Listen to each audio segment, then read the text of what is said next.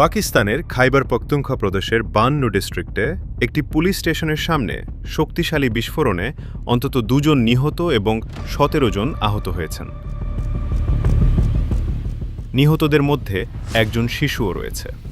আন্তর্জাতিক গণমাধ্যম ডন থেকে জানা গেছে, বান্নুর মিরিয়ান পুলিশ স্টেশনের কাছে একটি মোটরসাইকেলে রাখা টাইম বোমা বিস্ফোরিত হলে এ হতাহতের ঘটনা ঘটে। বিস্ফোরণটি স্টেশনের সামনে থাকা দোকান এলাকায় সংঘটিত হয়। পুলিশ সদস্যরা অক্ষত থাকলেও সাধারণ মানুষ ক্ষতিগ্রস্ত হয়েছেন। আহতদের জেলা সদর হাসপাতাল ও খলিফা গুল নওয়াজ হাসপাতালে ভর্তি করা হয়েছে। কয়েকজনের অবস্থা আশঙ্কাজনক বলে জানিয়েছেন চিকিৎসকরা। ঘটনার পরপরই পুলিশ, বোমা নিষ্ক্রিয়করণ স্কোয়াড ও কুইক রেসপন্স ফোর্স এলাকা ঘিরে ফেলে তল্লাশি অভিযান শুরু করেছে। প্রমাণ সংগ্রহ এবং তদন্ত কার্যক্রম চলছে।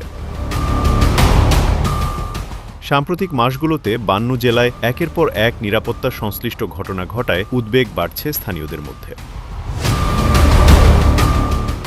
আন্তর্জাতিক ডেস্ক, কাল প্রকাশ।